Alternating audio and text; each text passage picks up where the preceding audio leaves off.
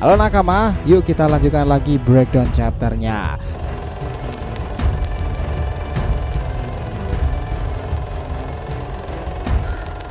Dari apa yang dikatakan Jura pada chapter ke-8 kemarin itu, memang ada sesuatu yang baru bagi kita sebagai para fans dunia shinobi kan, inkarnasi. Ada yang udah pernah dengar? Biasanya kita mendengarnya sebagai reinkarnasi kan. Ternyata di era sekarang Otsutsuki maupun Ego Jubi sendiri kata reinkarnasi dan inkarnasi seringkali digunakan.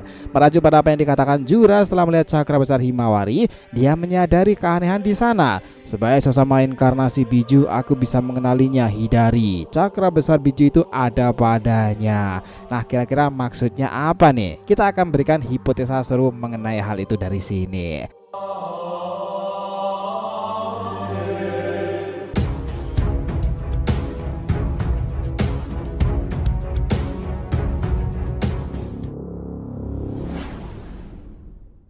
Awet nakama, info penting ya. Sebelum masuk pembahasan, kita harapkan kalian subscribe dua channel terbaru kita, namanya Saga to Blue Vortex dan juga Joy Boy The Library of Nika. Untuk channel Saga to Blue Vortex, kita akan buat pembahasan per episode fanfiction dan juga what if Boruto nih, dan akan ada update juga serta konsisten upload di sana. Sementara untuk kalian yang suka tema One Piece, kita sudah siapkan channel khusus yang up to date nih, ngebahas tentang perkembangan Nika yang menggelora itu.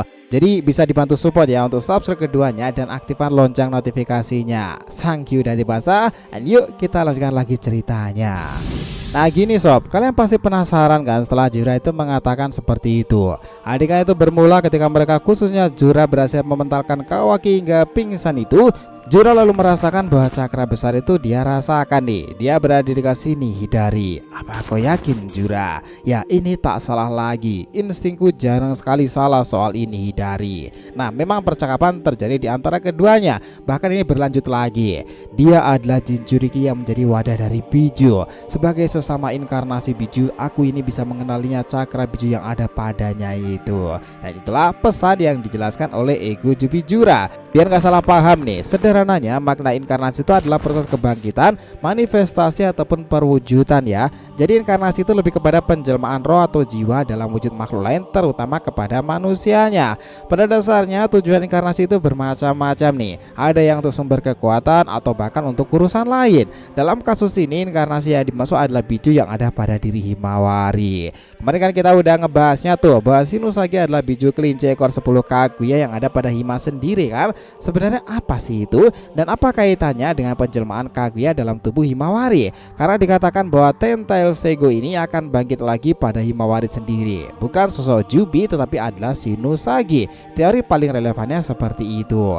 Gini, sebenarnya The Goddess Rabbit Shinusagi itu ya si Kaguya itu sendiri sob. Inkarnasi yang dimaksud juga mungkin dia merasakan bahwa dari Rinnegan yang dia rasakan, dan Jura sendiri juga berasal dari Biju atau Jubi. Pada awalnya dia sadar bahwa kekuatan yang bersumber pada monster berekor Jura pasti akan tahu. Itulah kenapa Shinogagi Jubi ekor 10 menjadi kunci untuk menjelaskan proses inkarnasi di era sekarang ini. Sejujurnya bagaimana Kaguya itu bisa bangkit sebenarnya bermacam-macam. Caranya seperti apa? Dari mulai Gedomazo maupun Mugen Tsukuyomi.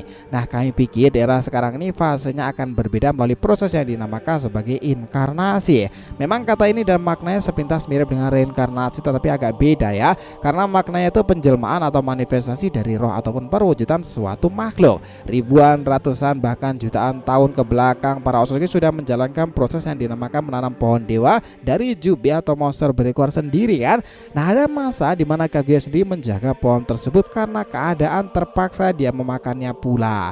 Dalam diri seorang Otsutsuki seperti Kaguya, mereka mengidentik dengan warna putih pucat. Dan karena pohon dewa awalnya adalah Jubi ekor 10 ditambah dengan cakra besar Otsutsuki itu, hal ini secara tak langsung digabungkan menjadi sebuah perwujudan buah cakra yang menyimpan genetika yang sangatlah besar pula. Kaguya lalu menunjukkan pada kita bahwa kekuatan yang ada padanya setelah memakan buah tersebut adalah monster pula.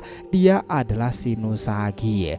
Sepertinya memang ada sedikit perbedaan kenapa pohon dewa yang dimakan Kaguya itu lebih spesial dari yang ada sekarang ini. Jadi dalam diri Kaguya memang terdapat sebuah monster yang cukup identik ya dengan Jubi sendiri, tetapi memiliki perwujudan lain khas Kaguya sebagai Dewi Kelinci. Di alam semesta kala itu dia lebih kuat daripada siapapun.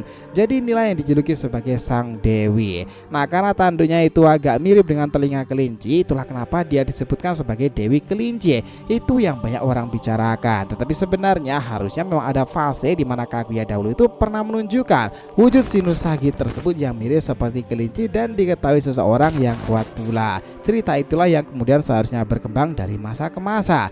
Nah, setelah perang shinobi keempat dia dibangkitkan lagi nih. Kemampuan-kemampuan juga identik dengan dirinya. Bahkan ada momen ketika Naruto berhasil menebas tangannya itu menggunakan Rasen Shuriken yang dilapisi oleh cakra para biju yang terhubung dengannya.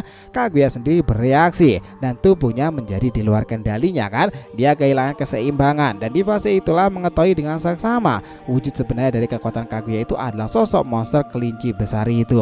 Di mana monster kelinci itu mengikat para biju-biju lain yang ada pada diri Kaguya.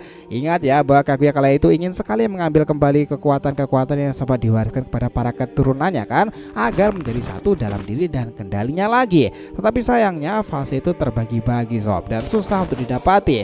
Namun semua cerita itu sepertinya berbeda di era sekarang ini. Karena pasalnya semua itu bisa terjadi karena peran para keturunan dari Naruto sendiri. Ini yang selalu menjadi poin penting bagaimana manifestasi dari inkarnasi kekuatan Kaguya itu bisa berhubungan kembali.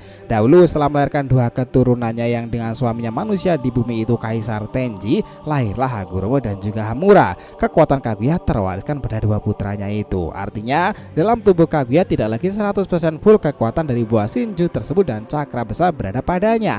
Namun dua putranya malah melawannya dan akhirnya menyegelnya kala itu, dimana kekuatan itu juga separuhnya terbagi kepada para keturunannya.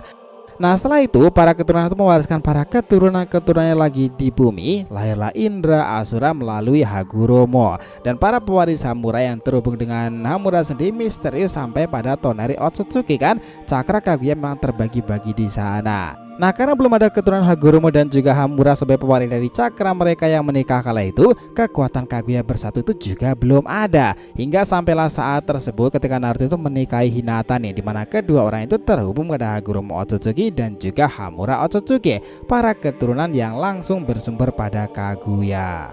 Nah, karena itulah kekuatan mereka itu sama aja menggabungkan kembali nih perwujudan dari kekuatan Otsutsuki Kaguya sang Dewi Kelinci itu. Karena hal ini sepertinya bukan jatuh pada Boruto tetapi kepada Himawari sang adiknya. Nah, notabene dari masa ke masa Jinchuriki wanita itu selalu lebih bisa menguasai para jiwa dalam dirinya kan, seperti Misto, Kushina maupun Yugito nih. Apa yang terjadi pada Himawari ini nanti akan menjadi daya tarik tersendiri sob. Jika memang punya cakra biju kelinci ekor 10 itu dan terkait dengan Kaguya sendiri, kita nggak ngebayangin sih bahwa Tentacles yang ada pada diri Hima itu nanti akan memberitahukan kebenaran tentang segalanya. Di alam bawah sadar Himawari sendiri sama seperti Naruto dahulu yang tersadarkan pula nih seperti apa perwujudan Kyuubi dalam dirinya. Nah, dari sanalah mungkin Hima akan melihat kengerian sangat nyata dan hubungan para leluhurnya yang tak hanya terkait dengan para Otsutsuki tetapi dengan jelmaan monster tersebut. Itulah kenapa Jura menjadi merasakan apa yang dirasakan bahwa cakra biju pada diri Hima. Potensi Hima jika yang mewarisi cakra tersebut, dia akan bisa mengakses masuk ke para biju yang tersisa sekarang ini. Tinggal masalahnya apakah jiwa monster biju yang para fans anggap ekor 10 ini akan langsung mau berteman dengan Himawari dan bukannya malah akan mengendalikannya. Itu menarik sih untuk ditunggu.